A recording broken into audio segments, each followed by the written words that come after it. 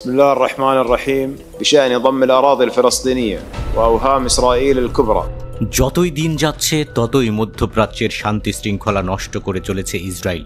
ফিলিস্তিন থেকে Syria, Syria থেকে লেবানন কিংবা ইয়েমেন, যেখানেই চোখ রাখা যায় সেখানেই যুদ্ধে অশান্তি বাঁধিয়েছে মধ্যপ্রাচ্যের ক্যান্সার খ্যাত ইসরায়েল।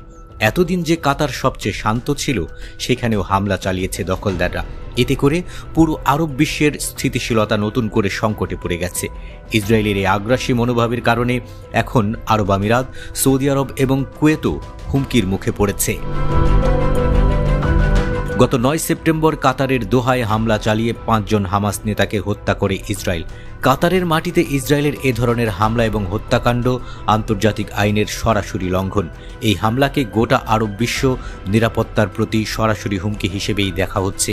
এমন পরিস্থিতিতে ইসরায়েলের হুমকি মোকাবেলায় ইসলামিক সামরিক জোট বা ইসলামিক আর্মি গঠনের প্রয়োজনীয়তা অনুভব করছে অনেকে। আরব বিশ্বের সবগুলো মুসলিম দেশ মিলে একটি ইসলামিক সামরিক জোট গঠনের জোর দাবি জানিয়েছে ইরাকের প্রধানমন্ত্রী মোহাম্মদ শিয়া আল সুদানি।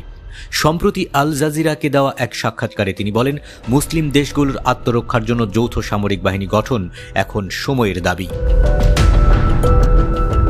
তার মতে, ইসরায়েল কাতারের মতো দেশে হামলা চালাতে সাহস পেয়েছে। এর অর্থ তারা মধ্যপ্রাচ্যের যে কোনো দেশের জন্য হুমকি হয়ে উঠতে পারে। মুসলিম দেশগুলোর সম্মিলিত সেনাবাহিনী থাকলে ইসরায়েল এমন আচরণ করার স্পর্ধা দেখাবে না বলেও মন্তব্য করেন তিনি। ইসলামী দেশগুলোকে নিয়ে সামরিক জোট গঠনের এই ধারণা নতুন নয়। প্রায় 1 দশক আগে এমন প্রস্তাব দিয়েছিল মিশর।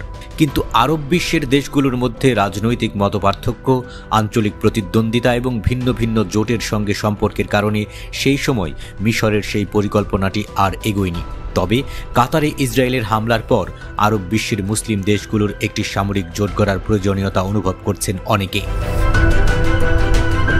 হামলাকে কেন্দ্র করে ডাকা চলমান দোহা সম্মেলনেও আরব বিশ্বের দেশগুলোকে নিয়ে সম্মিলিত সামরিক জোট বা মুসলিম সেনাবাহিনী গঠনের আলোচনা আবারও উঠে এসেছে।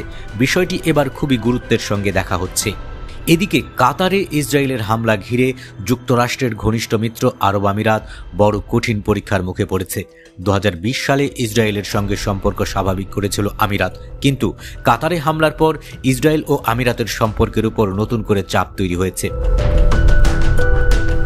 আমিরাতের পাশাপাশি সৌদি আরব, কাতার, কুয়েত, ওমান সব দেশই এখন নিজেদের অবস্থান স্পষ্ট করতে বাধ্য হচ্ছে। যদি ইসলামী আর্মি গঠনের উদ্যোগ শক্তিশালী হয়, তবে এসব দেশের জন্য এক ধরনের কূটনৈতিক দ্বিধা তৈরি হবে। কারণ তখন আমেরিকা, ইসরায়েল ও এদের পশ্চিমা জোটের সঙ্গে সুসম্পর্ক বজায় রাখাও এসব দেশের জন্য কঠিন হয়ে পড়বে। মুসলিম বিশ্ব কি সত্যিই পারবে ঐক্যবদ্ধ হয়ে সামরিক বাহিনী গঠন করতে, নাকি আবারও কূটনৈতিক জটিলতায় তা থেমে যাবে? এখন সেটিই বড় প্রশ্ন।